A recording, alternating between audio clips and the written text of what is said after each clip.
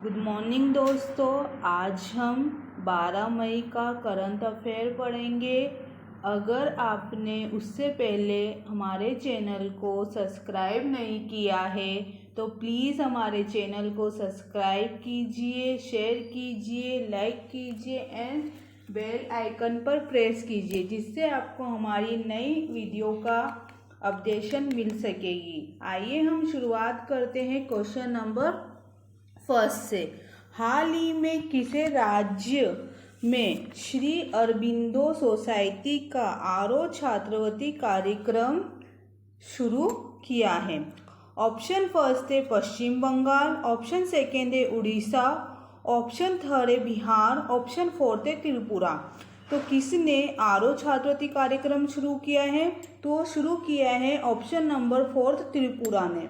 अगर हम बात करें कि ये कार्यक्रम किसके द्वारा विकसित किया गया है, तो वो विकसित किया गया है UNICEF द्वारा। अगर हम बात करें कि ये जो आरओ छात्रवृत्ति कार्यक्रम है, इसका उद्देश्य क्या है और इसको किसने स्टार्ट किया है, तो जो त्रिपुरा के शिक्षा मंत्री है रतन लाल नाथ, उनके द्वारा ये शुरू किया गया। उन्होंने अपने राज्य के सभी छात्रों के लिए आरओ स्कॉलरशिप प्रोग्राम छात्रों की मासिक सूक्ष्म छात्रवृत्ति प्रदान करता है, ताकि वे 10 मिनट में पाठ्यक्रम संचित क्विज के बेंचमार्क प्रदर्शन प्राप्त करने के लिए किया गया है।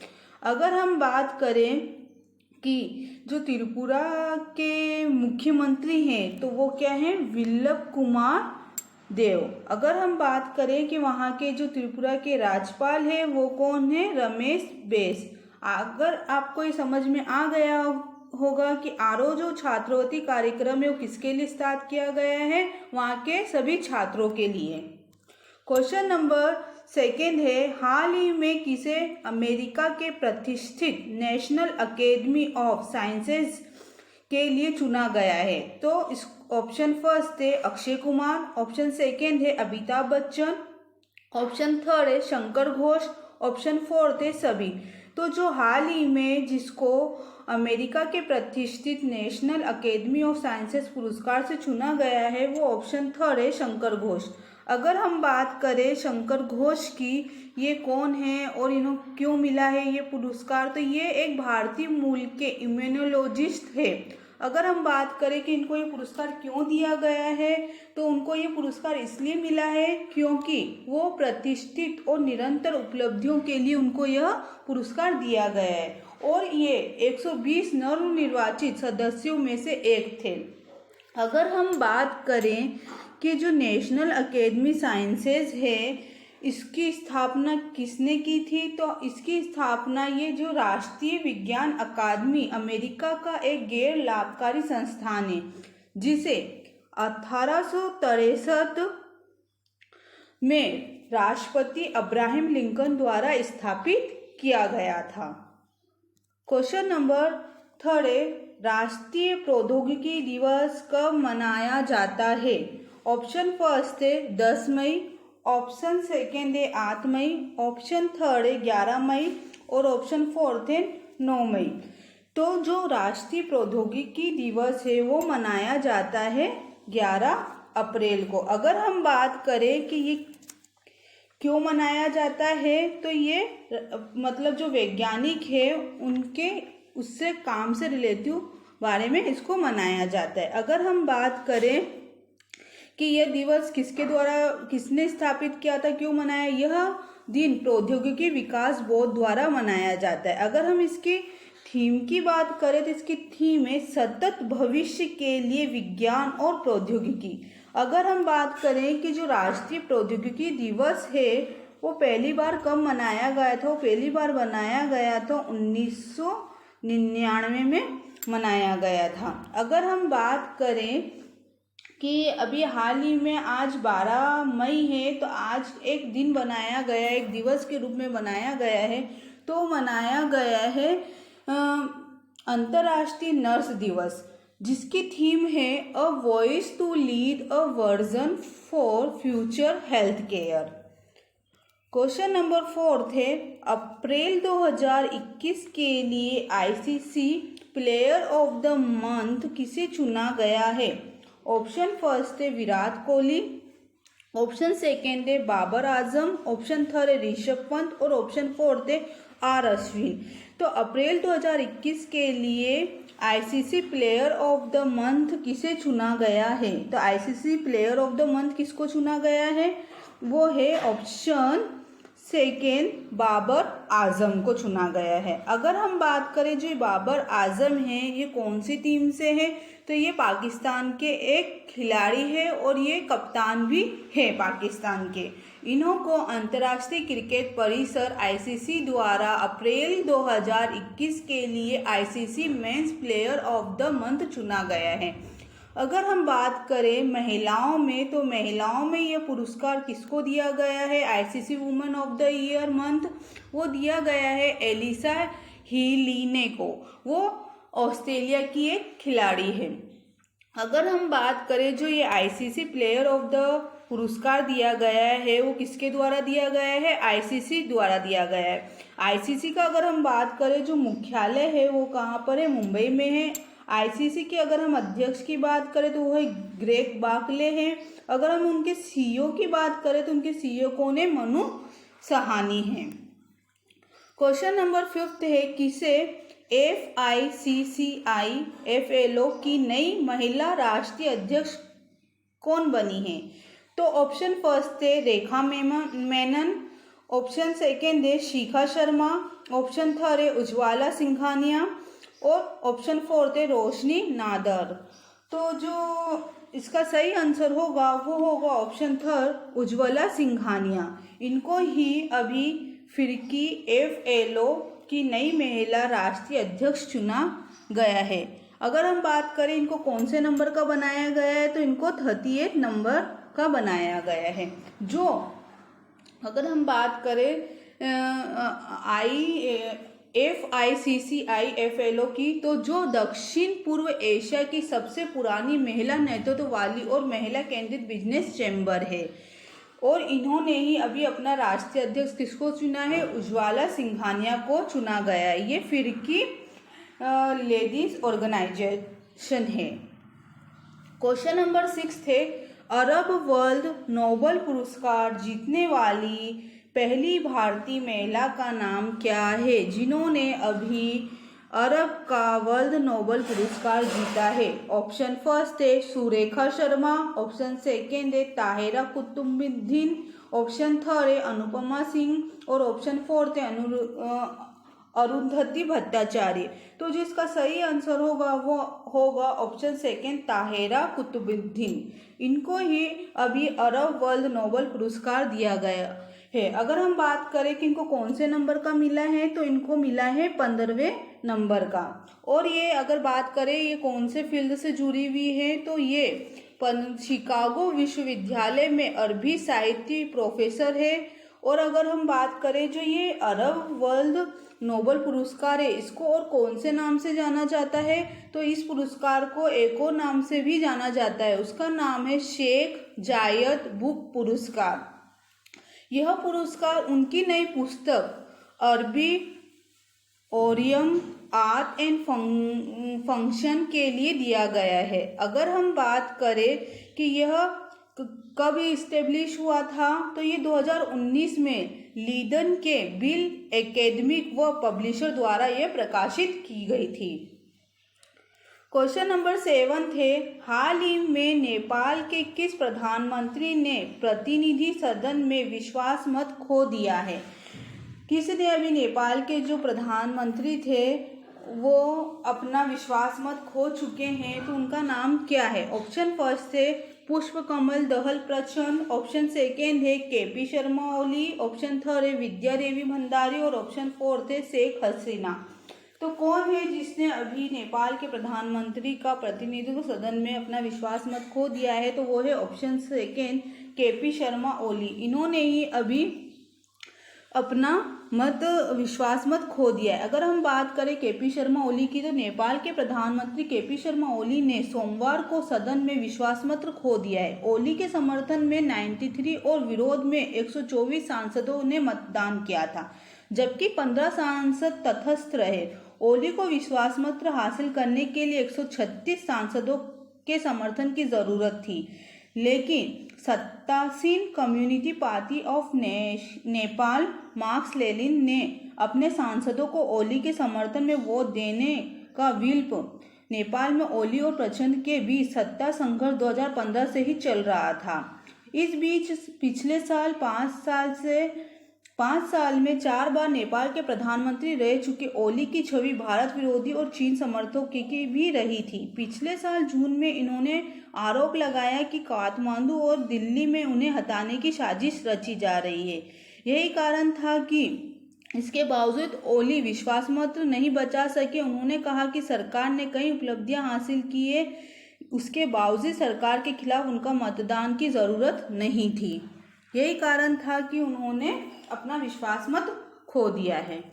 क्वेश्चन नंबर 8 है, हाल ही में केरल की पहली महिला राजस्व मंत्री KR गौरी का निधन हो गया है। वह किस क्षेत्र से संबंधित थे?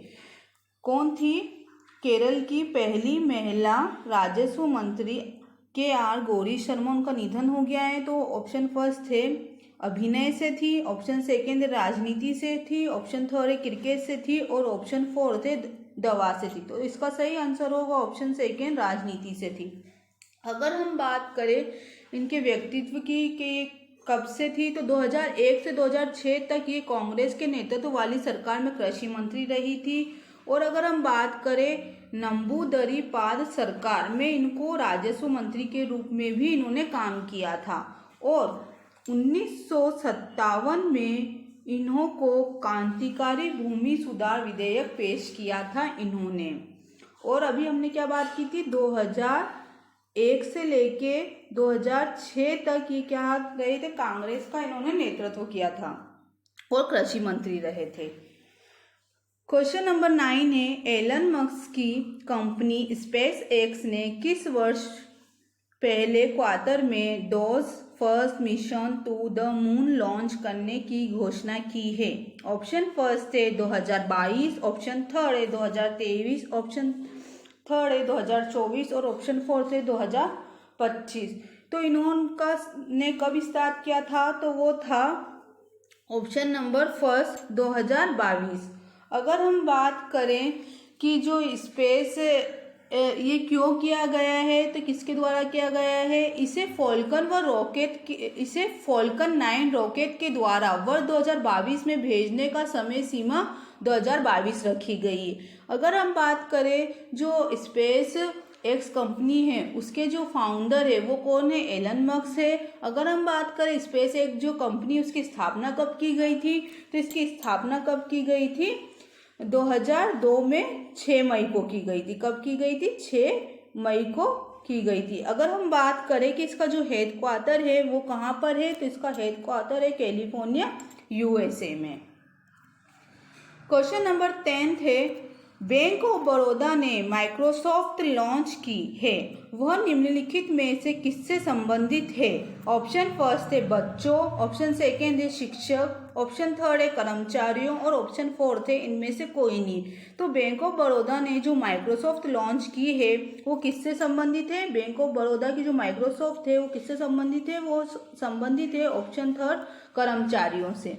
अगर हम बात करें कि इसका जो उद्देश्य क्या था, तो माइक्रोसॉफ्ट कर्मचारियों को प्लाज्मा दाताओं के नेतृत्व सहित महत्वपूर्ण डेटा प्रदान करेगी। जो कर्मचारी बीमार हो गए थे वो अपनी इच्छा से ठीक होने के बाद प्लाज्मा दाता कर सकते हैं। अगर हम बात करें कि इसकी जो बैंक ऑफ बड़ौदा है उसकी स्थापना कब हुई थी, तो उसकी स्थापना हुई थी 20 जुलाई 1908 में। अगर हम बात करें कि इसका जो मुख्यालय है वो कहाँ पर है, बैंक ऑफ बड़ौदा का बड़ौदा गुजरात में। अगर हम इसकी बात करें कि इसके जो CEO है जो है वो कौन है, तो वो है संजीव चड्ढा है। क्वेश्चन नंबर 11 है, RBI ने हाल ही में किसे कार्यकारी निर्देशक नियुक्त किया गया है? ऑप्शन फर्स्ट है BP कानून को, ऑप्शन सेकेंड है R सुब्रमण्यम, ऑप्शन थर्ड है जोस जे कुट्टूर और ऑप्शन फोर्थ है रोहित जैन। तो इसका जो आंसर होगा सही होगा ऑप्शन थर्ड जोस जे कट्टूर। अगर हम बात करें इनकी कि ये कौन सा क्या काम संभालेंगे आरबीआई में, तो ये संभालेंगे वह मानव संसाधन प्रबंधन विभाग, कॉर्पोरेट रणनीति और बजट विभाग तथा राजभाषा विभाग संभालेंगे। अगर हम बात करें, श्री कत्तूर ने 3 दशकों में संचार, मानव संसाधन प्रबंधक, वित्त समावेशन परिवेशन, मुद्रा प्रबंधक और रिजर्व बैंक के अन्य क्षेत्रों में भी कार्य संभाला है। अगर हम बात करें आरबीआई की, तो इसकी स्थापना हुई थी 1935 में। अगर हम बात करें आरबीआई के जो मुख्यालय है वो है मुंबई में, और अगर हम बात करें आरबीआई के जो गवर्नर है वो है शक्तिकांत दास। क्वेश्चन नंबर 12 है, पुस्तक life in the clock tower valley किसने लिखी है? ऑप्शन फर्स्ट है विजय गोयल, ऑप्शन सेकेंड है शंकुल लाथेर, ऑप्शन थर्ड है संजीव बजाज, ऑप्शन फोर्थ है अमिताभ चौधरी। तो जो पुस्तक है life in the clock tower valley वो किसने लिखी है? ऑप्शन सेकेंड शंकुल लाथेर ने। अगर हम बात करें शंकुल लाथेर की, तो ये है प्रेस ट्रस्ट ऑफ इंडिया के पत्रकार हैं। इनकी पहली पुस्तक है ये, और यह पुस्तक स्पीकिंग टाइगर द्वारा प्रकाशित की गई है। अगर हम बात करें इस पुस्तक में किस चीज़ का विवरण दिया गया है, तो वो दिया गया है कश्मीर के बारे में ऐतिहासिक और राजनीतिक जानकारी के साथ साथ पर्यावरणीय मुद्दे भी इसमें शामिल है। क्वेश्चन नंबर 13 है, निम्न में से किसने एक all electric motorcycle brand LiveWire launch किया है?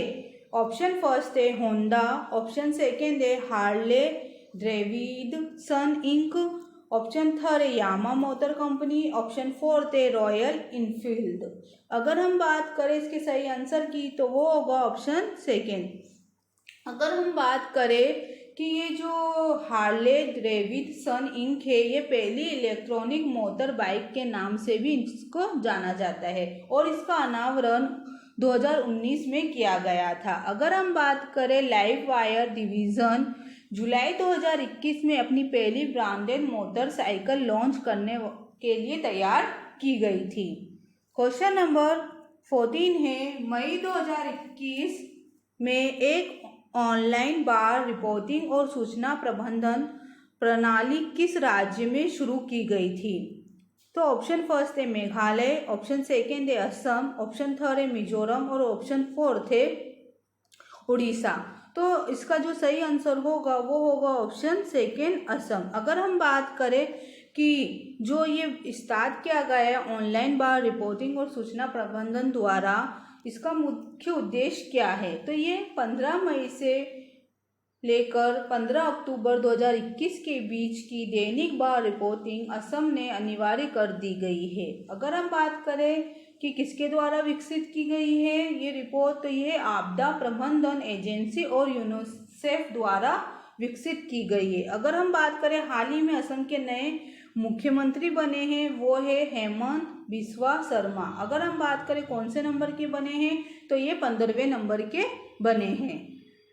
क्वेश्चन नंबर 15 है, निम्नलिखित में से किस बैंक और कॉमन सर्विस सेंटर ने CACS डिजिटल सेवा पोर्टल पर चेकबोर्ड ईवा लॉन्च किया है? ऑप्शन फर्स्ट है SBI बैंक, ऑप्शन सेकेंड है ICICI बैंक, ऑप्शन थर्ड है HDFC बैंक और ऑप्शन फोर्थ है यस बैंक। अगर हम बात करें कि जो इसका सही आंसर होगा वो होगा ऑप्शन थर्ड HDFC बैंक। अगर हम बात करें कि जो HDFC बैंक है उसका जो मुख्यालय है वो है मुंबई में, और इसके जो MD और CEO है वो है शशिधर जगदीशन। और अगर हम बात करें HDFC बैंक की, तो इसकी जो टैगलाइन है वो है वी अंडरस्टैंड यूर वर्ल्ड।